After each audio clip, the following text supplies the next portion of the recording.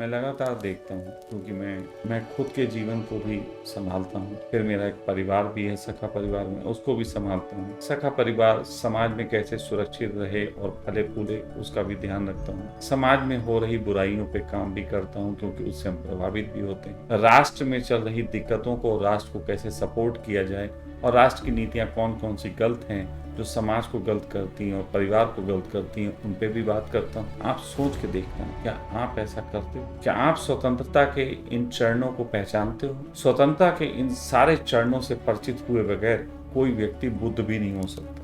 मैं फिर कह रहा हूँ, बहुत बड़ी बात कह रहा हूँ। जो बात कह रहा हूँ बहुत इंपॉर्टेंट है, गौर से सुनना और समझना मेरा इशारा किस तरह। क्रांतिकारी भी सुने और जो क्रांतिकारी नहीं है वो गौर से सुने।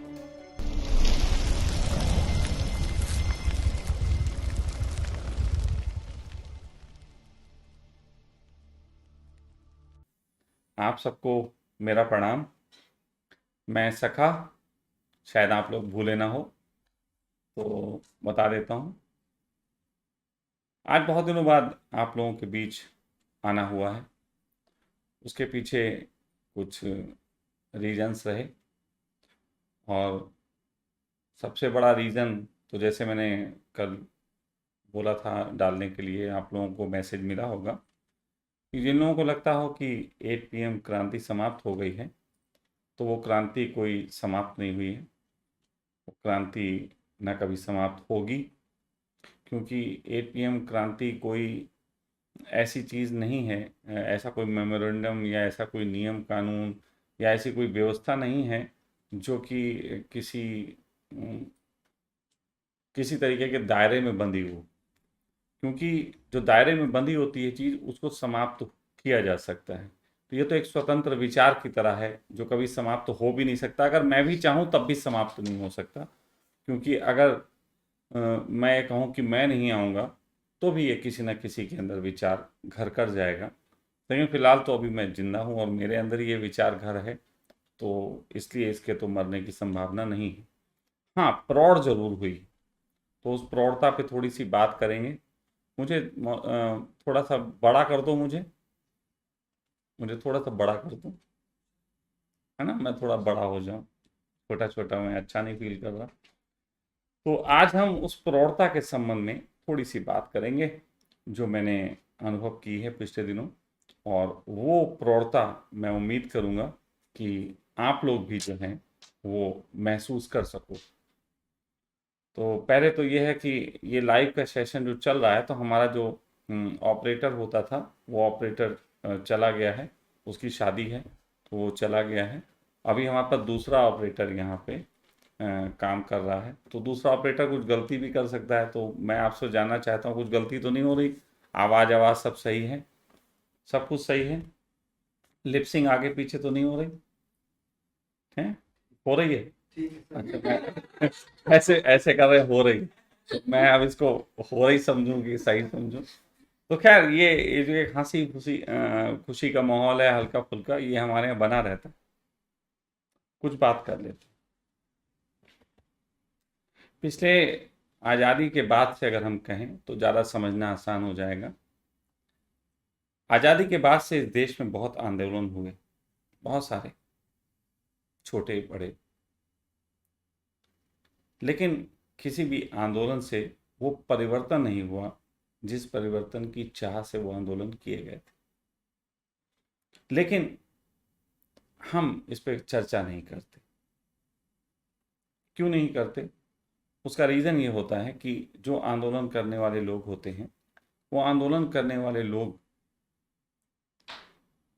अपने जीवन को परिवर्तित करके नेता हो जाते हैं, कुछ हो जाते हैं, और पब्लिक वहीं की वहीं रहती है, वो मांगे वहीं की वहीं रहती है, चाहे वो किसी तरीके की मांग हो, चाहे वो कृषि बिल की मांग हो, चाहे वो लोकपाल की हो, कुछ भी हो।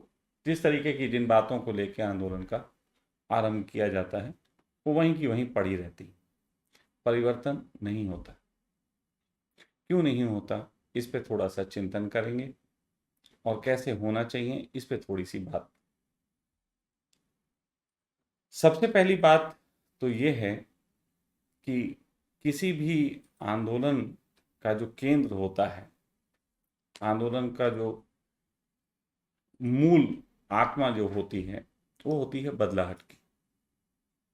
और बदलाहट जितने ज़्यादा लोगों के अंदर मांग करती है, उस आंदोलन में उतने ही ज़्यादा लोग जो हैं संगठित होते हैं, जुड़ते हैं। क्योंकि अगर आपके अंदर बदलाहट की मांग है तो आप उस आंदोलन से जुड़ना महसूस करोगे और चाहोगे कि वो उसका हिस्सा बनो। फिर कोई एक होता है जो उसको उठाता है, जो महसूस करता है कि समय है, इस बात को उठाया जाना चाहिए। वो मंच पे आगे आ जाता है और उसको हम नेता के रूप में जानते हैं। बदलाहट जो है वो एक बहुत बड़ा शब्द है। बदलाहट एक एक बहुत बड़ी बात है। और सबसे बड़ी बात यह है कि बदलाहट क्यों, आखिर बदलाहट क्यों चाहिए।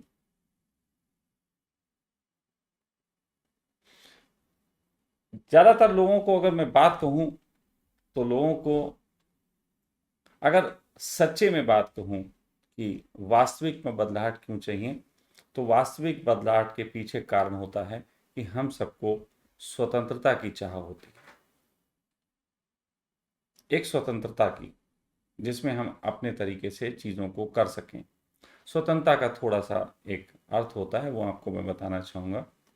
स्वतंत्रता, इसका संधि विच्छेद है।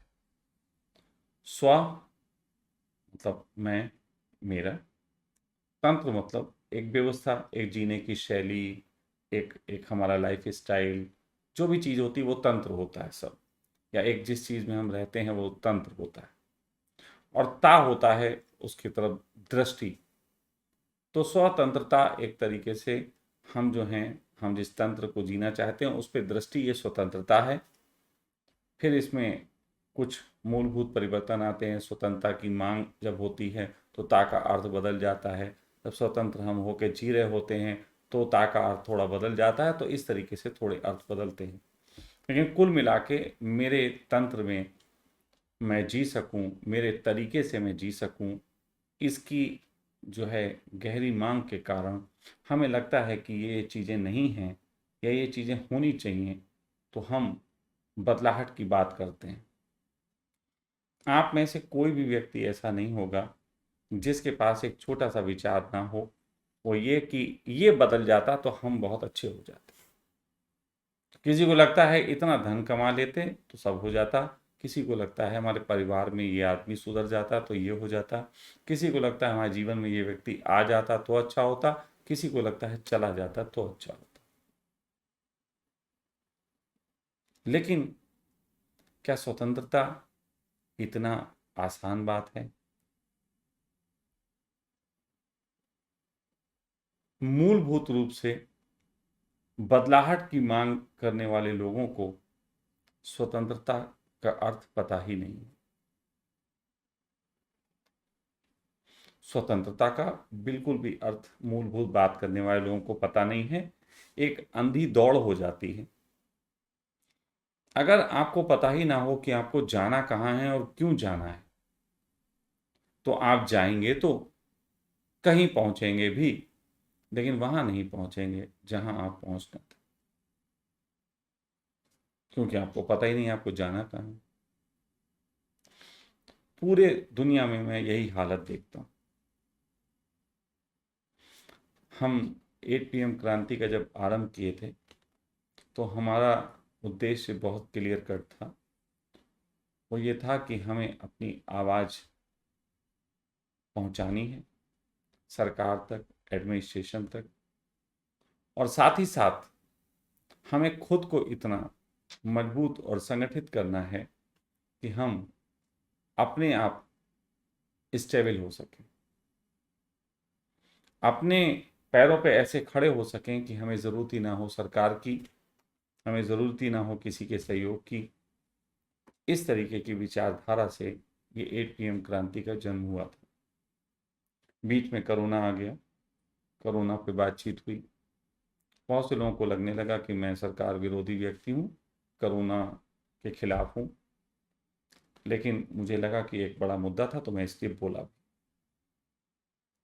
बहुत लोग अपने तरीके से कोरोना को लेके, देश की स्थितियों को लेके चिंतित दिखे, तो मैं उनसे भी मिला।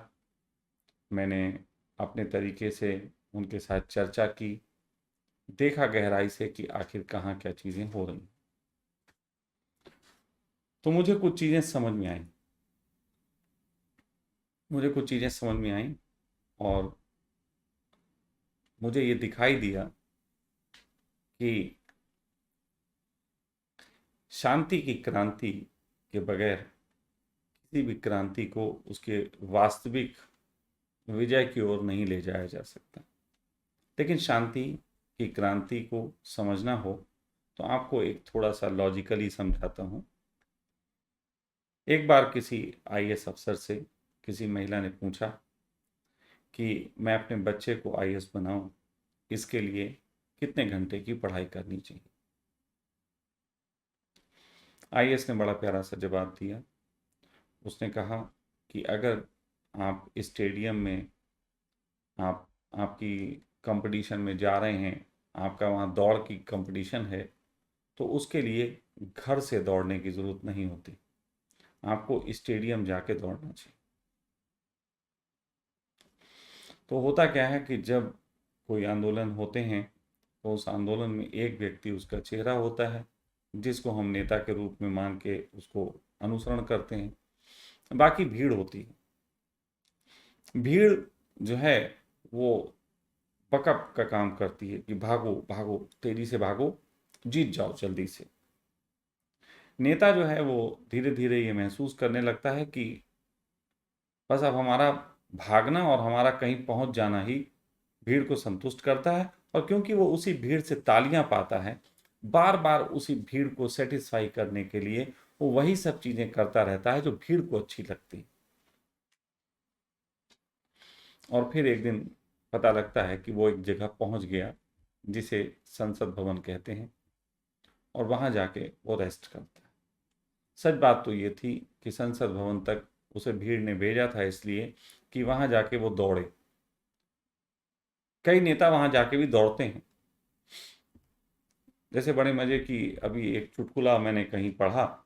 उस चुटकुले में था कि उसने कहा कि किसी ने पूछा किसी बीजेपी के नेता, अब तो नाम लूंगा सीधे सीधे, बीजेपी कांग्रेस सबके, तो किसी बीजेपी संसद में बहस चल रही थी और बीजेपी के नेता ने पूछा कि 70 साल में कांग्रेस ने किया ही क्या। तो कांग्रेस की तरफ के बैठा हुआ एक व्यक्ति कहने लगा, बताना नहीं बताना नहीं, ये उसे भी बेच देगा। बताना नहीं, ये उसे भी बेच देगा। अब ये बात मेरी सुन के किसी को लग रहा होगा मैं कांग्रेसी, भूल हो गई। मैं तो एक मिसाल देनी थी, अब किसी की तो देनी थी। अब आत्मा की मिसाल देनी हो तो आत्मा न मरती है न जन्मती है, ऐसा वैसा ऐसी तो दी जाती है। तो क्या हवा हवाई की मिसाल दे रहे हैं कृष्ण? नहीं, मिसाल देने का एक ढंग होता है, एक लाइव एग्जाम्पल होता है। और इस समय आप जानते हैं सबसे बड़ा लाइव एग्जाम्पल दुनिया में कौन है? हमारे हिंदुस्तान के लाइव एग्जाम्पल कौन है इस समय आपको पता है? उनसे बड़ा लाइव एग्जाम्पल है ही नहीं। वो यहाँ भी लाइव हैं, विदेश में भी लाइव हैं, आप सबको भी लाइव कर रखा है। तो खैर, कुल मिला के ये जो बात है, जो चुटकुला है, वो चुटकुला बहुत सिंबॉलिक है और सच्चा भी, कि दौड़ किस दिशा में रहें।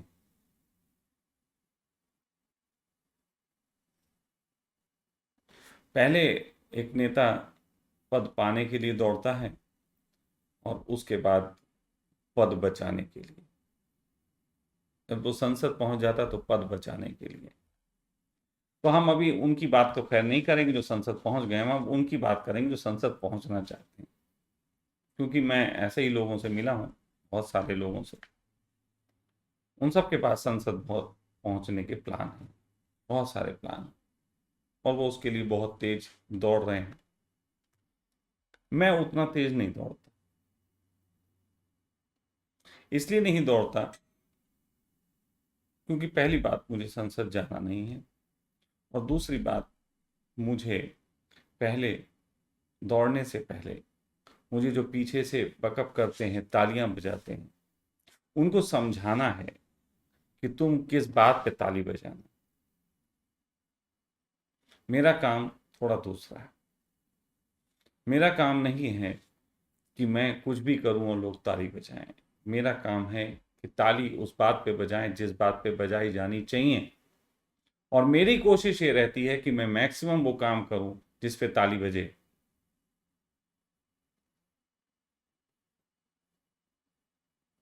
तो आज, इससे पहले कि हम इस 8 PM क्रांति को नवीन रंगों से, नवीन ऊर्जा से भरें, आपके अनुसार, मेरे अनुसार तो भरी हुई है, आपके अनुसार उसे भरें, थोड़ी सी बातें और कर लेते हैं। समझाने की दृष्टि है, आप समझने को तैयार होंगे तो निश्चित ही सुविधा हो जाएगी। जैसे मैंने कहा कि हम सब बदलाहट की सोच से भरे होते हैं, और बदलाहट के पीछे कहीं ना कहीं कारण होता है स्वतंत्रता। स्वतंत्रता को बहुत कम समय लेके मैं आपको उसके कई रूपों से परिचित कराना चाहता हूँ। बहुत कम समय लूंगा, ज्यादा समय नहीं लूंगा। एक स्वतंत्रता होती है शारीरिक, तो इसको हम कह सकते हैं तंत्र की स्वतंत्रता। इसको हम तंत्र की कह सकते हैं। तंत्र मतलब शरीर। शरीर की स्वतंत्रता के लिए कुछ चीजें चाहिए होती हैं। नींद है, भोजन है, वस्त्र हैं, फिर नींद, कई चीजें हैं। लंबी बात कभी बाद में, शॉर्ट में। लेकिन एक शरीर की स्वतंत्रता के बाद होती है, शरीर किस चीज में रह रहा है। शरीर रह रहा है आपके घर में, मकान में, फिर जो है तंत्र बड़ा हो जाता है। जैसे आत्मा शरीर में रहती है, शरीर 5 इंद्रियों से बना हुआ है, 10 ज्ञान इंद्रियां हैं। उसी तरीके से आप एक परिवार में रहते हैं, तो एक परिवार का तंत्र होता है। अब वो तंत्र फैल गया, उस तंत्र में अलग ढंग से रहना पड़ता है। जैसे शरीर की स्वतंत्रता के लिए आप जब नींद आए तो सो, जब जागना हो तो जागो। लेकिन जैसे ही आप परिवार की उसमें रहते हो, फिर कभी कभी परिवार की जरूरत के लिए आपको जागना पड़ता है, अलग समय पे अलग तरीके से वर्क करना पड़ता है। तो एक परिवार का तंत्र होता है। फिर उससे आगे बढ़ें तो एक तंत्र होता है समाज तंत्र, क्योंकि परिवार भी एक समाज में रह रहा है। फिर समाज तंत्र से बढ़ें तो एक होता है राष्ट्र तंत्र। राष्ट्र तंत्र से बड़ा होता है विश्व तंत्र।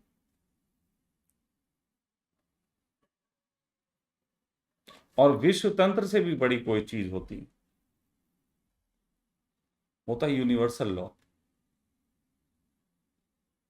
और यूनिवर्सल लॉ से भी बड़ी चीज होती है कॉन्शियस लॉ। और कॉन्शियस लॉ से बड़ी चीज होती है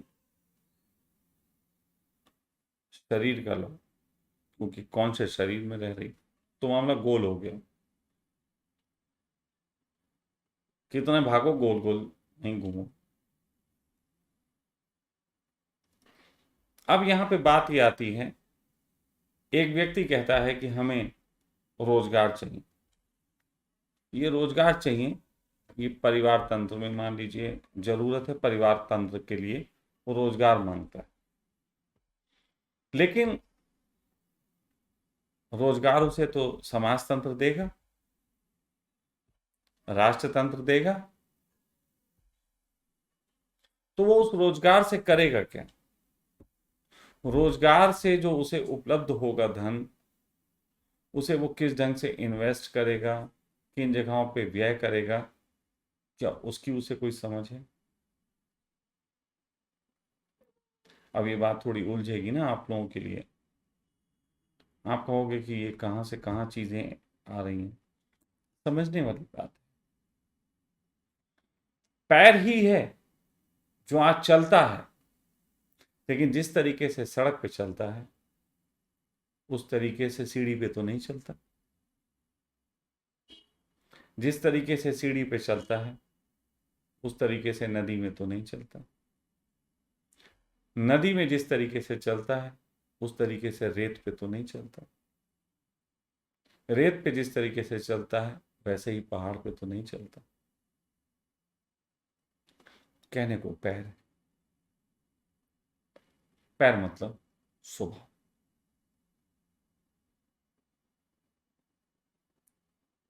मैं लगातार देखता हूँ, क्योंकि मैं खुद के जीवन को भी संभालता हूँ, फिर मेरा एक परिवार भी है, सखा परिवार में, उसको भी संभालता हूँ। सखा परिवार समाज में कैसे सुरक्षित रहे और फले फूले उसका भी ध्यान रखता हूँ। समाज में हो रही बुराइयों पे काम भी करता हूँ, क्योंकि उससे हम प्रभावित भी होते हैं। राष्ट्र में चल रही दिक्कतों को, राष्ट्र को कैसे सपोर्ट किया जाए, और राष्ट्र की नीतियाँ कौन कौन सी गलत हैं, जो समाज को गलत करती हैं और परिवार को गलत करती हैं, उन पे भी बात करता हूँ। लेकिन आप सोच के देखना, क्या आप ऐसा करते हो? क्या आप स्वतंत्रता के इन चरणों को पहचानते हो? स्वतंत्रता के इन सारे चरणों से परिचित हुए बगैर कोई व्यक्ति बुद्ध भी नहीं हो सकता। मैं फिर कह रहा हूं, बहुत बड़ी बात कह रहा हूं। अगर हम बात करें सनातन धर्म की, हिंदू धर्म की, या किसी भी धर्म की, धर्म, मैं संप्रदायों की बात नहीं कर रहा, धर्म का मूल उद्देश्य है, वो है मुक्ति, जागरण। और मुक्ति और जागरण, इन सभी तंत्रों से परिचित हुए बगैर और इन सभी तंत्रों के प्रति निष्पक्ष, न्यायपूर्ण हुए बगैर, ईमानदार हुए बगैर कोई व्यक्ति, कोई भी व्यक्ति सत्य को उपलब्ध नहीं होता। इतनी बड़ी बात कह रहा हूं। लेकिन होता यह है कि हम सब या तो अपनी दृष्टि पे ही सही होते हैं, बाकी सब गलत होता है, या हम थोड़ा सा अच्छे हो जाते हैं, पारिवारिक दृष्टि पे होते हैं, हम भूल जाते हैं हम राष्ट्र के हित के लिए भी काम करना चाहिए। कभी कभी कोई लोग राष्ट्र के हित पे इतना सोचते हैं कि वो भूल जाते हैं कि व्यक्ति का हित क्या होता है। और कभी कभी लोग विश्व के बारे में इतनी चिंता करने लगते हैं कि उनके परिवार में किस तरीके की बर्बादियां हो रही हैं उसकी भी उन्हें ध्यान नहीं रह जाता। कभी कोई व्यक्ति राष्ट्र के लिए कुर्बान होने निकले तो उसकी मां उसे रोक लेती, और कभी कभी कोई व्यक्ति राष्ट्र के लिए अपनी मां को कुर्बान कर देता है। तो आप किसे सही कहेंगे? मैं दोनों को ही मूल कहूंगा, दोनों को ही गलत कहूंगा। सच बात तो यह है कि अगर कोई व्यक्ति तुम्हें इस तरीके का उपद्रव सिखाता है कि राष्ट्र के लिए कुर्बान हो जाओ, समाज के लिए कुर्बान हो जाओ, परिवार के लिए कुर्बान हो जाओ, या खुद के लिए कुर्बान हो जाओ, कुछ भी सिखाता है, किसी आपके कदम को सिर्फ एक ही चीज सिखाता है कि सड़क पे ऐसे चलना है, बस ऐसे ही चलना है, सीढ़ी पे चलना है, बस सीढ़ी पे ही चलना है। कोई भी व्यक्ति आपके कदमों को अगर एक ही तरीके की चाल सिखाता है, वो आपके जीवन को नष्ट कर रहा है। वो आपके जीवन को एक ऐसे गड्ढे में धक्का दे रहा है जिससे निकलना आपके लिए बहुत मुश्किल हो जाएगा।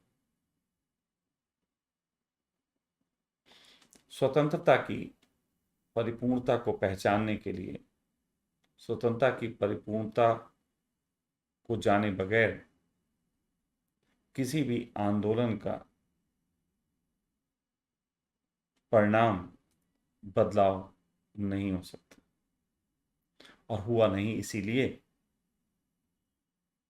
इसीलिए नहीं होता क्योंकि लोग जानते नहीं कि आंदोलन करना क्यों है।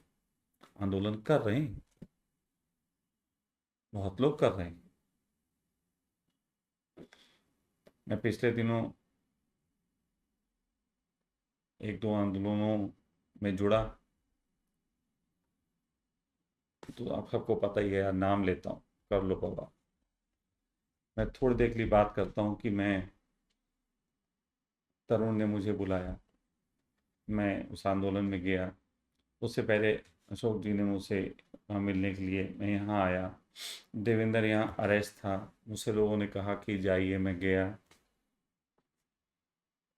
AIM वालों ने मीटिंग की दिल्ली में, मुझे बुलाया, मैं वहाँ भी गया।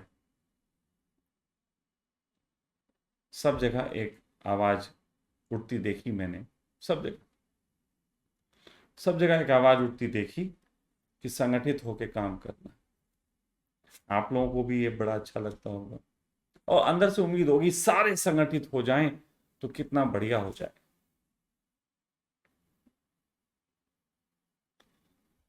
मैंने बहुत सी चीज़ें निकटता से देखी और मैंने देखा कि जब तरुण ने आंदोलन किया, वहाँ गए, वहाँ पे कोई नहीं आया।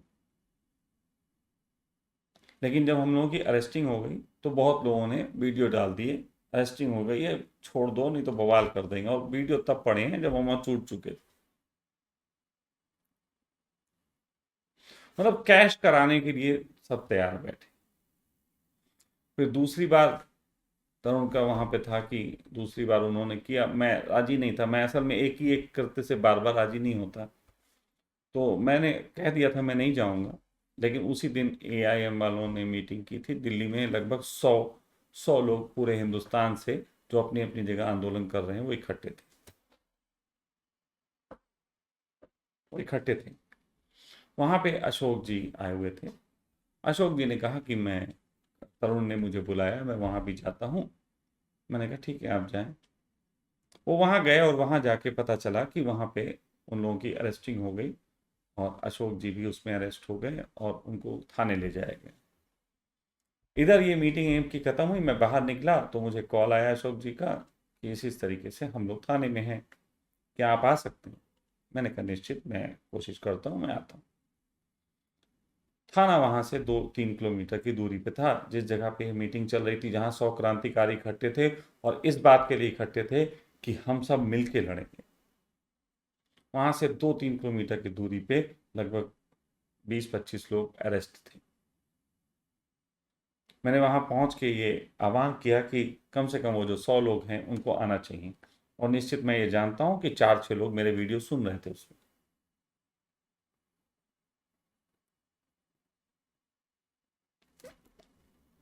जब देश का आंदोलन हुआ था तो एक खूबसूरती थी। देश का जब आंदोलन हुआ था तो किसकी खूबसूरती थी कि गांधी अपने तरीके से फाइट कर रहे थे, सुभाष अपने तरीके से फाइट कर रहे थे। विचारधारा नहीं भी मिलती थी, लेकिन अपने अपने ढंग से सब काम करते थे और कम से कम अंग्रेजों के खिलाफ लड़ते थे। लेकिन मैं देखता हूँ कि हाँ, सरकारों के खिलाफ लड़ने की बजाय आपस में लड़ाइयाँ बहुत सारी हैं, मैंने अंदरूनी खूब देखी हैं। मेरा एक फ़ोटो जिसमें मैं बियर का मग पकड़े हुए सीता के साथ जो है वो बाथ टब में बैठा था, वहाँ और भी लोग बैठे थे, फोटो में सीता ही आई। मैं ये भी कर सकता था, बेटा एक लड़का आ जाओ, सीता साइड में हटो, एक लड़का आ जाओ, फिर फोटो खिंचा लेते हैं। मैंने नहीं, मैंने जो बैठा है उसके साथ ही फोटो खिंचा के डाल दिया। कंट्रोवर्सी मुझे पसंद आती है। कंट्रोवर्सी से मुझे आप लोगों की क्षमता और आप लोगों के प्रेम को पहचानने का गुण मिलता है। क्योंकि मैं नपुंसक टाइप के प्रेमी पसंद नहीं करता, जो हर हालत में प्रेम करते हो तो कुछ गरिमा होती। तो वो फोटो बहुत से क्रांतिकारी मित्रों ने बहुत दूर दूर तक पहुंचाने का कार्य किया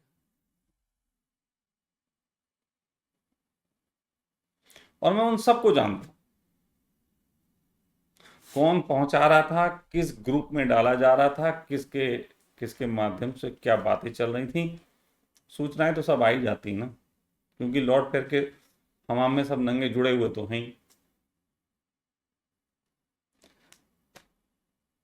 उस खैर एम वाली घटना के समय मुझे थोड़ी सी एक चीज स्पष्ट समझ में आई कि अपने अपने तरीके से जो लड़ रहे हैं वो लड़ें, मैं भी लड़ रहा हूँ। पहली बात तो मैं लड़ ही नहीं रहा, मैं कहाँ लड़ूं, मैं तो समझा रहा हूं, मैं लड़ नहीं रहा। लेकिन ऐसे लोग अगर साथ चलेंगे तो सिर्फ और सिर्फ एक ही परिणाम आने वाला है, और वो है कि एक नए नेताओं की टीम मिलेगी। हाँ, आंदोलन किसी को बहुत बड़ा लगेगा, तो मिल के आंदोलन हो गया, अन्ना का आंदोलन हुआ था, खूब बड़ा था, किसानों का आंदोलन हुआ था, खूब बड़ा था। उससे पहले जेपी का आंदोलन लोग याद करते हैं, वो बहुत बड़ा था। जेपी के आंदोलन ने सबसे ज़्यादा नेता दिए इस देश को। उसके बाद केजरीवाल के आंदोलन ने भी इस देश को बहुत नेता दिए। किसान आंदोलन से भी कुछ नेता बनने की कोशिश में निकले, लेकिन नेता नहीं बनेंगे, नहीं बनेंगे चक्कर में उनका मामला जमा नहीं। तो नेता बदलने से कुछ नहीं होगा, सिस्टम बदलने से जो है कुछ काम हो सकता है, लेकिन सिस्टम में बैठे हुए लोगों को बदल दें, उनकी जगह कोई दूसरा फेस ले आए, तो कुछ नहीं हो सकता। फेसेस बदलने से नहीं होगा। और संविधान की मैं यही बुराई मानता हूं, राजनीति में संविधान की यही बुराई है कि इसमें सस्पेंड का एक होता है। उन्होंने कहा जिले में एक एक एसपी है जो वहां के नेता के इशारे पे जनता का शोषण कर रहा है, तो एसपी बदल दो, बस एसपी बदल जाता है, जनता खुश हो जाती है। क्या इसे अगर बदलाहट कहते हैं, तो मैं इसे बदलाहट नहीं मानता। अगर आप सब लोग लिख दें कि नेता बदलने को ही बदलाहट कहते हैं, तो निश्चित जानिए आप मुझे लिख दें सब, मैं प्रणाम करके शट डाउन मार जाऊंगा, और ये क्रांति दूसरे हृदयों में किस ढंग से रूप लेगी वो लेती रहे, मुझे कोई उसका लेना देना नहीं रहेगा। मैं कोई ऐसी लड़ाई नहीं लड़ रहा हूं अहंकार की जो मुझे जीतनी है। मैंने एक दिन पहले भी कहा था कि एक तो होता है सफलता और एक होती है सुफलता। एक सफलता होती है जो दुनिया देखती है, और एक सुफलता होती है जिसे जो कर रहा होता है वो देखता है। और विश्वास मानो कि जो दुनिया देखती है उसमें बहुत सा झूठ होता है, बहुत सा मैनिपुलेशन होता है, बहुत से भ्रम होते हैं। लेकिन जो तुम खुद में देखते हो सफलता, उसमें कोई झूठ नहीं होता, कोई भ्रम नहीं होता, कोई मैनिपुलेशन नहीं होता, वो बिल्कुल सच्चा होता है। तो हम जो देखते हैं, हम जो जानते हैं, उससे बेहतर कोई नहीं जानता। मैं सफल हूं सफलता के कारण, वो मेरी सफलता है। लेकिन मैं बाहर के तल पे सफल हो जाऊं, ऐसी मेरी आकांक्षा है। लेकिन उस आकांक्षा को पूर्ति अगर करनी हो तो हमें अपने ढंगों पे बहुत काम करना पड़ेगा। हमें बदलाहट का जो बेस है, जो उसकी आत्मा है, स्वतंत्रता, उसको भूलना नहीं बल्कि समझना भी पड़ेगा। स्वतंत्रता को भूल जाते हैं, बदलाहट ही याद रह जाती, बस तो एक नेता बदल जाता है। स्वतंत्रता जड़ में है, लेकिन उससे भी ज्यादा स्वतंत्रता की परिभाषा और स्वतंत्रता की समझ कि स्वतंत्रता है क्या। तुम्हारे हाथ में बंदूक दे दें तो उसे चलाना स्वतंत्रता नहीं है, उसे सही वक्त पे चलाना स्वतंत्रता है। तुम्हारे हाथ में धन आ जाए तो उसको उड़ाना स्वतंत्रता नहीं है, उसको सही तरीके से उड़ाना स्वतंत्रता है। तुम्हारे हाथ में पद आ जाए, राष्ट्र आ जाए, देश आ जाए, तो केवल देश आ जाना और फिर उसको लूट खाना ही स्वतंत्रता नहीं है। स्वतंत्रता है कि उसको उस दिशा में लेके चलना जिस दिशा का हमने वादा किया। मैं आप लोगों से ये अनुरोध करना चाहता हूं कि आप लोग इतने दिन से मेरे ना आने के बावजूद भी जो ये प्रेम दिखाते हैं कि लगातार एक टकटकी भरी निगाह से मुझे देखते हैं, उम्मीद करते हैं, मैं इसके लिए बहुत ऋणी महसूस करता हूँ, बहुत ऋणी। लेकिन साथ साथ ये ऋण मैं तभी उतार पाऊंगा जब आप लोग इस आत्मिक रूप से जो बदलाहट के गुण हैं उन पे काम करना शुरू करो। मैं आज आपके बीच आया हूँ। यदि आप लोगों को लगे कि मैंने जो बातें कहीं वो वास्तव में चिंतन योग्य हैं तो नीचे कमेंट्स में लिखें और बताएं मुझे, क्या आप लोग पहले इन सब चीज़ों को अपने अंदर सुधार करके जान समझ के फिर आगे बढ़ना चाहते हैं, या बस एक ऐसी दौड़ में बढ़ जाना चाहते हैं। जो भी दौड़ होगी पहुंचना कहीं नहीं होगा। तो आप क्या चाहते हैं ये चुनाव आपका होगा। मैं दोनों तरीके से तैयार हूँ। मैं उस छलिया की तरह भी आपके साथ काम कर लूँगा कि आप लोग कहो दौड़ रहा है दौड़ रहा है, और मैं आपको ये शो करके कुछ अपने जीवन का भला कर लूँगा। वो भी ट्रिक मुझे पता है। और मैं चाहूँ तो बिल्कुल आत्मिक रूप से गहरे चिंतन के बाद इस राष्ट्र की सोच को कैसे बदला जा सके और कैसे वास्तविक दिशा में काम किया जा सके उस संबंध में भी सजेशन दे सकता हूँ। बस अंतर एक है, उस अंतर को समझ लें। अंतर ये है कि एक चीज़ आपकी जल्दबाजी से, आपके तनाव से, आपके विवाद से, आपके झंझट से, आपके मैनिपुलेशन से, आपकी बदतमीजियों से पैदा होगी, और वो होगी जिसमें मैं कुछ अच्छा हो जाऊंगा। और एक चीज़ आपका धैर्य मांगेगी, आपकी समझ मांगेगी, आपकी कुर्बानी मांगेगी। और वो चीज़ एक चीज़ और मांगेगी, और वो है जरूरी नहीं है जीत हो। इस दृष्टिकोण से लड़ना, कृष्ण कहते थे तू मार, तीर चला, मारना तेरे हाथ में नहीं, तीर चला, जो होगा उसको स्वीकार कर। उसी तरीके से एक आयाम में जब हम लड़ने निकलेंगे तो उस लड़ने के संबंध में एक बात बिल्कुल स्पष्ट होनी चाहिए कि परिणाम जो आएगा हम स्वीकार करेंगे। वो परिणाम हमारी बर्बादियां भी हो सकता है, हमारी आबादियां भी हो सकता है। हमें स्वीकृति की कला आनी चाहिए, स्वीकार की कला।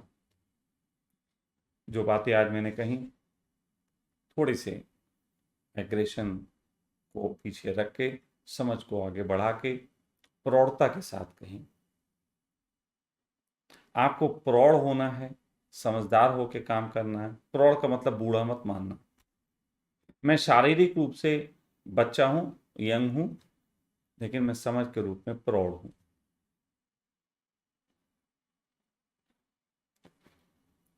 कई लोग प्रौढ़ता को बूढ़ा होना समझ लेते हैं। मैं बूढ़ा नहीं हूं, और बूढ़ा आपको भी बनाना नहीं चाहता। मैं आपको समझदार बनाना चाहता हूं। तो आप लोग समझ लें कि प्रौढ़ होके इस क्रांति को आगे बढ़ाया जाए, या वो जज्बात वाली कर देंगे क्रांति, ये वो बदलाहट, कल से ही सब कुछ, उस तरीके से किया जाए। और उस तरीके से करने से एक भ्रम पैदा होते हैं। उस भ्रम से कुछ नहीं होता। बदलाहटें कभी नहीं आती हैं, आई नहीं है आज तक। कभी आई हो मुझे बता दें। तो मैं वो क्रांति नहीं पसंद करता। जो लोग वो क्रांति करना चाहें वो चल कर सकते हैं, और ऐसे क्रांति करने वालों का कुछ बनिए उपयोग कर ले जाते हैं। अंत में जो बात कह रहा हूँ बहुत इंपॉर्टेंट है, गौर से सुनना और समझना मेरा इशारा किस तरफ है। क्रांतिकारी भी सुने, और जो क्रांतिकारी नहीं है वो गौर से सुने। ऐसे जज्बाती बातें करके कुछ लोग जो मंच तैयार करते हैं उस पे कुछ बनिए आके अपनी दवाइयाँ बेच के चले जाते हैं। समझ जाओ मैं किसकी बात कर रहा हूँ।